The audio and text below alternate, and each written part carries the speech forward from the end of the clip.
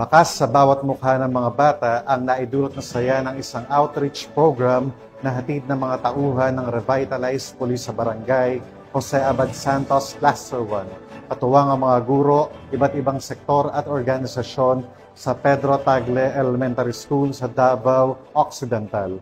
Ang magandang balitang hatid ni Patrolwoman June Marie Joy Rupin.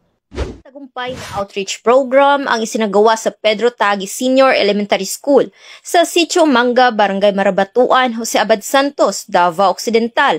Nito lamang ika-22 ng Hulyo. Pinangunahan ng mga tauhan ng Revitalized Police sa Barangay Just Cluster 1, Jose Abad Santos, Davao Occidental, sa ilalim ng pangangasiwa ni Police Lieutenant Colonel Elinar F. Agustin, Deputy Provincial Director for Operations. Ang aktibidad ay naisakatuparan sa pakikipagtulungan at partisipasyon ng mga guro, iba't ibang sektor at organisasyon. Tinatayang mahigit 200 na estudyante ang nakinabang sa libreng feeding program, libreng gupit at pamamahagi ng donasyon ng mga laruan at mga libreng tsinelas.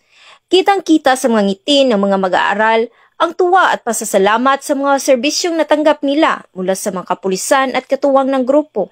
Sa pamamagitan ng ganito mga inisyatibo, patuloy na naipamalas ang malasakit at serbisyo ng kapulisan at mga katuwang sa komunidad.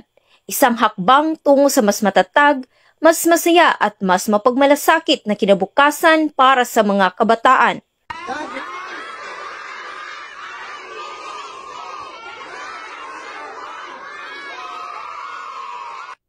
Mula dito sa Police Regional Office 11, ako ang inyong TNN correspondent, Patrolwoman June Marie Joy Rupin, alagad ng batas, tagataguyod ng Balitang Pulis.